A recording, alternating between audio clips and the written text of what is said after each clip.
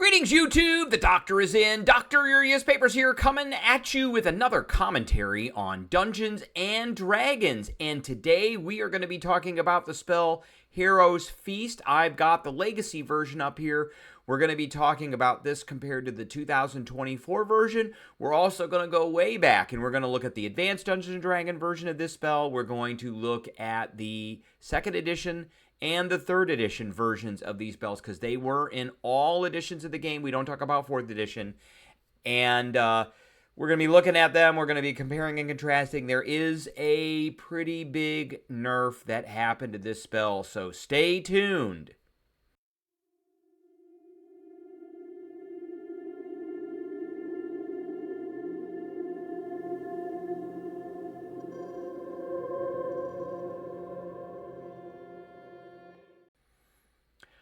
All right, so before we get started, don't forget to hit that subscribe button. If you like this video, hit the like button. If you have any questions or comments, please leave a question or comment. And don't forget to hit that notification bell. All right, here we got it. Right up here, Hero's Feast. It is a 6th level spell. It takes 10 minutes to cast it. Range of 30 feet. Verbal, somatic, and material component, and that component is a gem-encrusted bowl worth 1,000 gold pieces, which is gone when you cast the spell. And we saw this with Critical Role, particularly with the first campaign. I haven't quite gotten through the whole 2nd campaign yet. I'm just on episode 86. I'm sure once the 2 clerics are able to cast this spell, they will be casting it, because it got cast so many times in the first campaign. But they were walking around with like a bag full of these 1,000 gold piece bowls. So, and it is usable by, of course, by clerics and druids. So you basically conjured this huge feast. No tacos and no sushi in the feast. Takes an hour to consume it. It disappears at the end of that time, and then the beneficial effects don't set in until this hour is over. Up to 12 creatures could partake in the feast. Creatures that partake in the feast gain the following benefits. They're cured of all diseases and poison. They become immune to poison and from being frightened. And they make all wisdom saving throws with advantage. The frightened one and the wisdom saving throw advantage, that was big. That was a huge thing. A lot of your I'm going to control you type of spells were wisdom saving throws, so that's why that was a big deal. And then your hit point maximum increased by 2d10, and you gain the same number of hit points. And this lasted for 24 hours, so they would always wait till the end of the day before they were going to rest, and then they would cast Hero's Feast, so it would last the whole day, and then they would get all their spell slots back the next day. All right, so let's take a look at the new version of the spell. This is the 2024 version. So it is a 6th level spell. It still takes 10 minutes. There's a range of self, 10 feet. Verbal, somatic, and material component, and you still have to have the bowl. It is now usable by bards, clerics, and druids.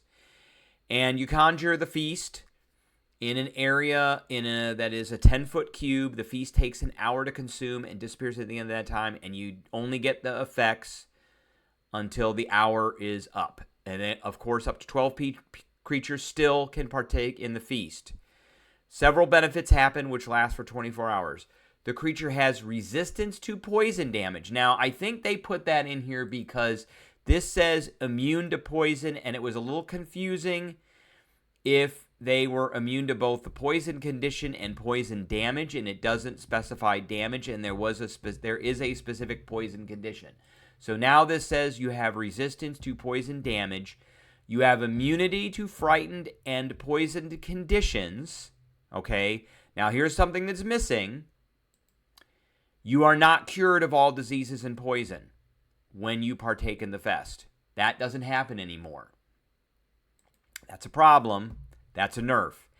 And you'll also notice that the wisdom saving throw advantage is gone. That also is gone. So you still get the hit points. So your max goes up and you gain that many hit points. But the wisdom is gone. The curing of diseases and the curing of all poisons is gone. So, but if you were poisoned That is, you had the poison condition, you are now immune to it. So I guess that's okay from this. But if you got a disease, that's not going away with the Hero's Feast now. It's staying. And you don't get advantage. Like the big thing that, like I said, that was the big thing, was advantage on wisdom saving throws, and you're not getting that anymore. All right. So let's take a look at this spell from first edition.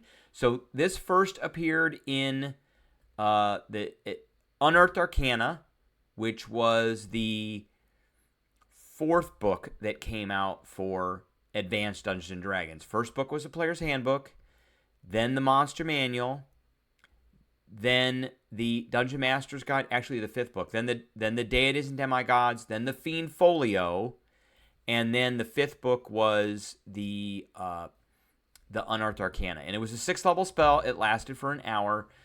Area of effect was 1 individual per caster level. It took a turn, which was 10 minutes. And special Dwarmer, that's a Gary Gygax word, enables the cleric to bring forth a great feast. Let me move my... You guys can see my little lamp over here. The spell creates a magnificent table, chairs, service, and all necessary food and drink. Those partaking of the feast are cured of all diseases and poison. They're cured of all diseases and are immune to poison for 12 hours. And then in addition, they're healed for 5 to 8 points of damage after imbibing the nectar-like beverage, which is part of the feast. The ambrosia-like food is consumed, is equal to a blessed spell that lasts for 12 hours. Also, during this period, the persons who consume the feast are immune to fear, hopelessness, and panic. Some of these things came off of a symbol and spells. The feast takes 1 full hour to consume, so that's where they got that one, and the benefits do not set in until after this hour is over. If the feast is interrupted for any reason, the spell is ruined. The material components for the spell are the cleric's holy symbol and a specially fermented honey taken from the cells of bee larvae destined for royal status. So that might be an adventure idea that you had to have to go get. All right.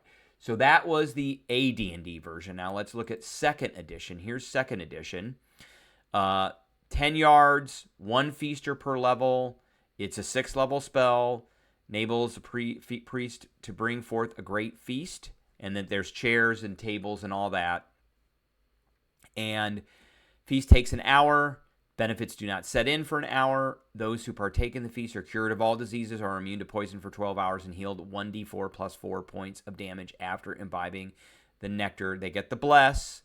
And also during this period, people who are consume the feast are immune to fear, hopelessness, and panic. So essentially the same spell as the Advanced Dungeons and Dragons version. A lot of the elements in this spell did carry over into 5th edition and also into 2024. And finally, we've got the 3rd edition one. So it is a conjuration spell, bards and clerics. So I think this is why they added the bards. Casting time was 10 minutes. Feast for 1 creature per level, and the duration is now 1 hour plus 12 hours. So that's a special, see the text. So again, you're bringing forth this feast, and it takes 1 hour to consume. The benefits and the beneficial effects do not set in until after this hour. So they put that in there so it couldn't be interrupted. Every creature partaking of the feast is cured of all diseases, sickness, and nausea. Becomes immune to poison for 12 hours and gains 1d8 temporary hit points plus 1 point per 2 caster levels after imbibing the nectar beverage that is part of the feast. The ambrosial food that is consumed grants each creature that partakes a +1 morale bonus on attack rolls and will saves and immunity to fear for 12 hours. So there's a lot of elements in this too that carried over to 5th edition. So if the feast is interrupted for any reason, the spell is ruined and all the effects of the spell are negated. And does it talk about... It doesn't really talk about a component. You bring forth... Takes an hour to consume. It doesn't really say anything about a spell component in this. So the 1,000 gold piece bowl is a new thing. That is new. That is a new thing. I'm looking over here to put this down. That is a new thing that is unique to 5th edition. So there are elements of this spell that have carried over quite a bit. One of the elements that has not carried over is immunity to diseases. So you know, the previous spells, all of them cured diseases. This does not do that. For some reason, this does not do that. You're immune to frightened, but it doesn't give you any bonus to wisdom checks or to hit or anything like that. So I think this is a pretty big nerf. I like this spell quite a bit. This one, they tried to make up for it by putting the bard in there, but they really took away from this a lot when they took away from the wisdom advantage saving throw mechanic. All right, that is what I have for everybody. I appreciate everybody tuning in, and I will catch everybody